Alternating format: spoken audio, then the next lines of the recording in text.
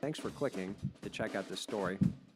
The segment's titled The Victory Bridge and is told by Shamus Babcock, who is one of the most intense ultramarathon runners I've ever known, and I had a really great lunch with him just after Thanksgiving time over there at the Morristown Diner. And then he agreed to let me record this segment about one of his training runs over the Victory Bridge, and I challenge you, dear listener, to listen for the irony on the name Victory Bridge. If these kind of darker, unusual Jersey-type stories are of interest to you, please do me a solid and give me a like on YouTube and subscribe to the channel. Don't matter. All right, so here we are, parking lot in the Morristown Diner.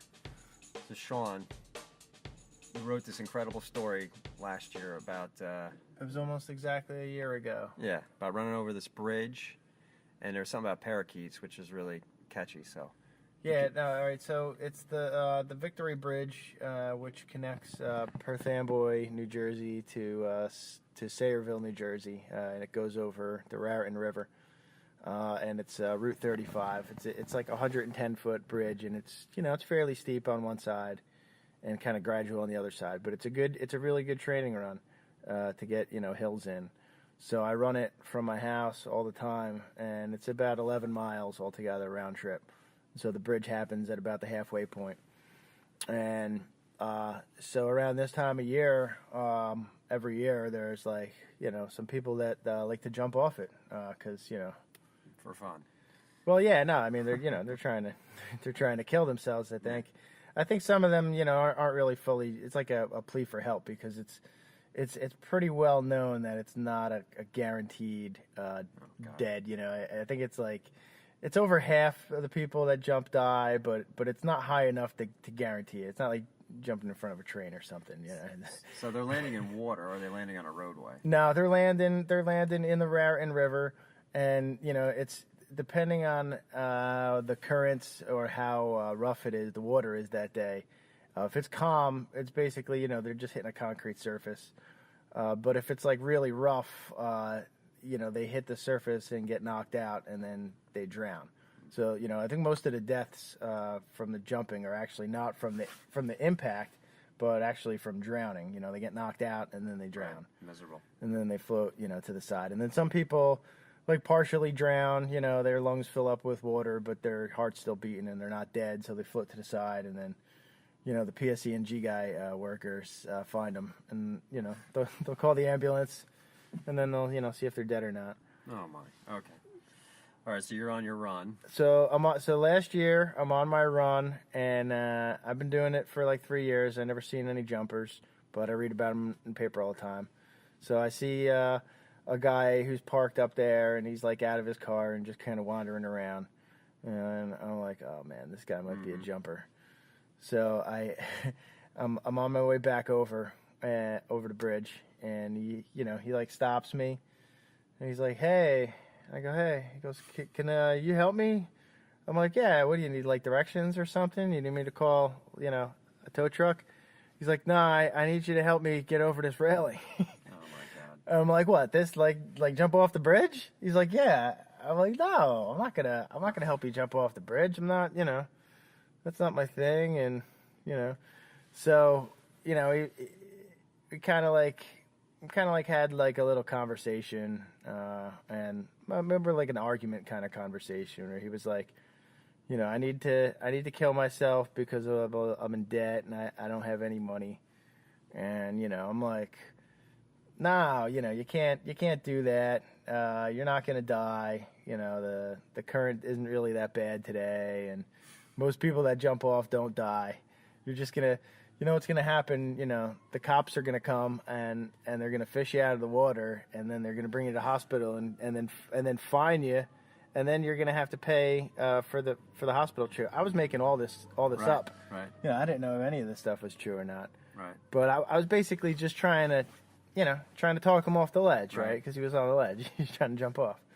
So after maybe 90 seconds or 2 minutes or something, he eventually started to get calmed down.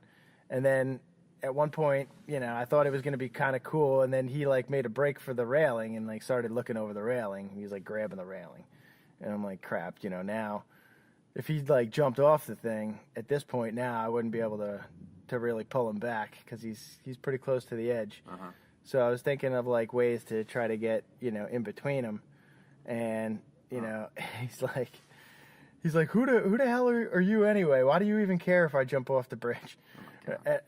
And I'm like, this is my job to keep people from jumping off. I'm a superhero. I'm a parakeet of protection. Nice. He's like, what?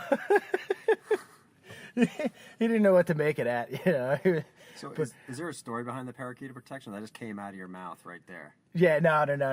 That's got a really long, right. A long history. That's a whole nother recording. Okay, that's a whole at least 15 or 20 minute story. Okay. That's a crazy story though. That's another really good Okay. one. I got it from a shaman, the parakeet of protection. Oh, okay. But yeah. So anyway, I told him that I was the parakeet, and I was like just trying to out crazy him at that point and trying to get him off the ledge. I like looked him in the eye and I'm like, listen, dude, if you jump off now at this point, if you jump off, it's going to be partly on my soul because I wasn't able to keep you from going over, and I'm not going to be able to live with myself. So you got to get back in your car and you got to go back down. And he's like, yeah, all right, I ain't got no money. But he goes, I'll probably just come back up later. I'm like, that's fine. I don't care. I don't care what you do later. Oh my God. As long as you don't jump off right now, and I don't see you jumping off right now, I can live with that. So he like took a few steps away from the railing, and then that's when I jumped in between him and the railing. And then I was like, all right, dude, now there's no way that you can jump because now you have to get past me to get to the rail, and that's not going to happen. So he realized that I was, I was like the real deal and that he wasn't going to get past me. So he got back in the car and he drove back down. And, this whole thing only like the story is long, but the whole thing only lasted like 2 minutes. Oh, okay. So then I ran back to my house and then, I did like my midday routine. I took a little nap and then I went back out later and I did the same run again later that day, to see if there was any like police activity or ambulances or anything. I didn't see nothing out of the ordinary, so I don't know if he went back or not. But if he did, I probably would have heard about it in the news. Yeah, absolutely. So there's a chance. Yeah, there's a pretty good chance he didn't jump. But this is that time of year now, so I've been going and doing the route pretty much every day, and I'm trying to do it as many times as I can between now and Christmas because it's so weird. Like nobody jumps between any other month, and then in November and December, that's what all the jumpers are. So this is like a personal mission now, right? You're sweeping the bridge, so to speak. Yeah. I mean, I'm not gonna ever get paid or anything like that for it, and the Perth Amboy cops would probably discourage me from doing it if they were like, no, you need like proper training to be a hostage negotiator or some shit.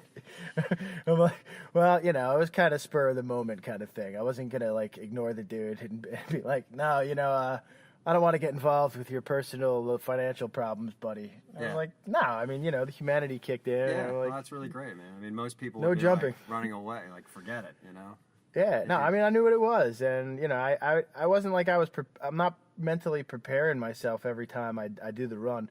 I've done that route now, lifetime, over 300 times. Oh wow. Yeah, so and I've only seen, that was the only time I ever seen a jumper. I see people broken down up there all the time. Yeah. I've done the route during blizzards. I've done it during hurricanes. I did it during Hurricane Sandy. I've done it on really nice days, and I've done it on days where there's so much snow and ice pushed up against the fence that I have to run in the road, and then there's like 40-mile-an-hour winds on the bridge, and like the bridge is covered in ice, and so the motorists are like swerving toward me, and I'm swerving toward them, and there were times where I had to run in the middle of the road because the winds were so high. I almost got blown off a few times. Oh my God. It's interesting. So this is like a really mundane kind of bridge for most people, but you like have this whole like culture and romanticism around the bridge. I've gotten other people to do it. It's a Strava segment. I've gotten at least 15 other people to do it. It's got a pretty fast course record on it. Oh, through the app. Yeah, through the Strava app. Yeah, it's an 8-mile segment from St. James Church in Woodbridge down Route 35 over the bridge, and you turn around in the old abandoned parking lot of Amboy Cinema, which is one of the shadiest friggin' places that you've ever been in. I mean, Amboy Cinema was shady as hell, and it was real ghetto in the 90s when we were kids and used to go there. But it shut down in like 2000, 2002 or something, and it's been abandoned for like 15 years. And there is some real questionable activity that goes on back there. There's been cops that have committed suicide back there. There's been murders of gang-related activity back there. Jeez. There's been hashing activity back there. Highland hashers. Beer. There's a BN spray painted on the sidewalk out there near the Sandy Stump. There's lots of questionable stuff out there. Hey man, well thanks for sharing that story. Yeah. Hey, no problem, Ron. It was good talking to you. Yeah, let's do this again. Yeah.